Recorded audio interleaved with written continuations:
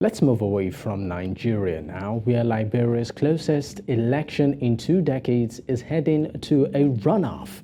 According to official provisional results announced by the West African nation's Electoral Commission, this comes after neither the country's president nor his main opponent secured a majority. The election held on October 10th was the first such contest to be fully organized by Liberia's government without financial support or assistance from international partners since the end of 2003 of a 14-year civil war that left 250,000 people dead. Now, the provisional results from 99.9% of the country's 5,819 polling stations show that none of the two leading candidates had garnered more than 50% of the votes to be declared the winner. Now, joining me on the news at this time to, of course, shed more light on this is Samuel James Akpato, National Program Manager, Federation of Liberian Youth, FLY, and coordinator of the Youth Election Situation Room. Thank you so much for your time.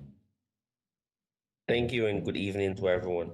Good evening. All right, kindly share with us any update on the final result of the election and when the rerun may likely happen.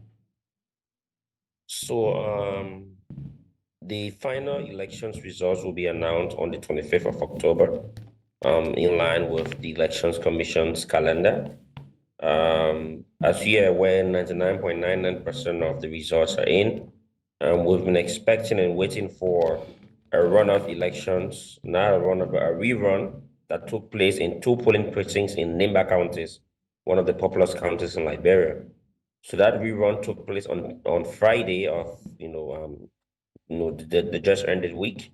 So tomorrow we expect at least close to 100% of the results, and of course we expect for the final elections results to be announced on the 25th of October. If any of the major presidential candidates challenges the elections results or challenges the election process, the rerun will be rescheduled at a later date. But as it stands in line with the constitutional time, the rerun is scheduled for November the 7th, 2023.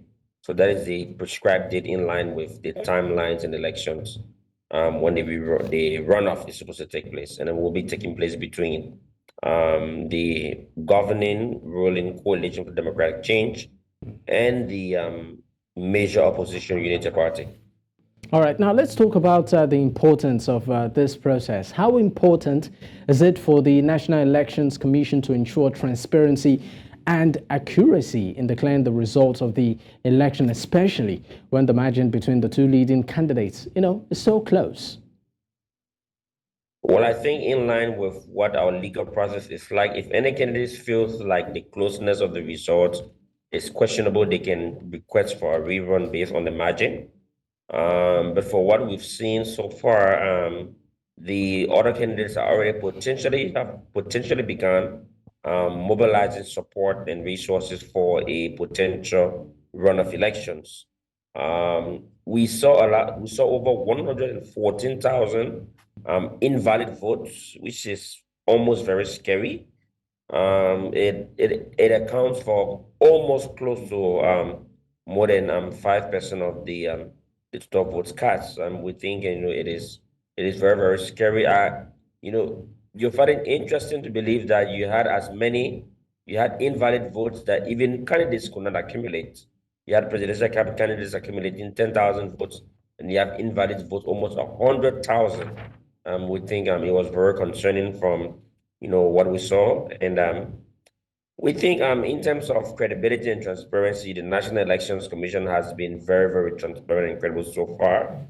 They've not yet given us any reason to question the integrity of this process. But we think as good as these issues are, there are a lot more improvements that can be made, in our electoral system.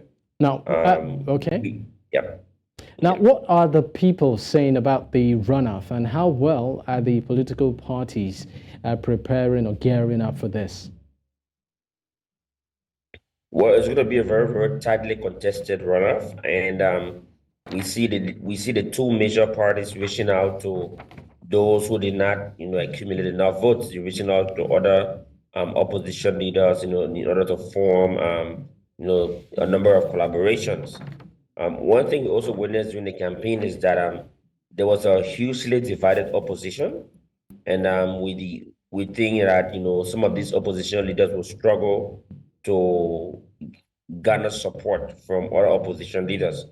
So we might see some opposition leaders, go in a direction that we might not expect. But again, we're watching the process, we're observing the process, and we're hoping that whatever happens, it will be in the best interest of Liberia and the Liberian people.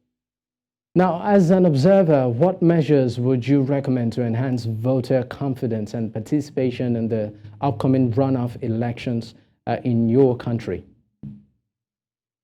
Well, as per our history, runoff elections are not very popular. You always see a very, very low turnout, but this is a very critical process. So as an organization, the Federation of Liberian Youth has been amplifying and increasing voters education, voter information, and civic voters education.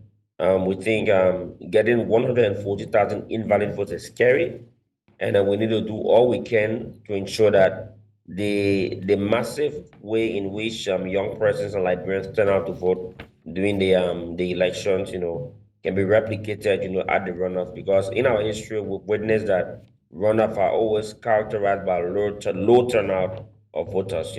Amid the fact that representatives and senators will no longer be interested. Only presidential candidates will have that burden to see that people turn out to vote. So we've always seen a low turnout on runoff elections, but we're hoping that this time around it'll be different because these elections are very critical, and whoever wins this election will steady affairs, and will have the fate of Liberia in their hands for the next 6 years.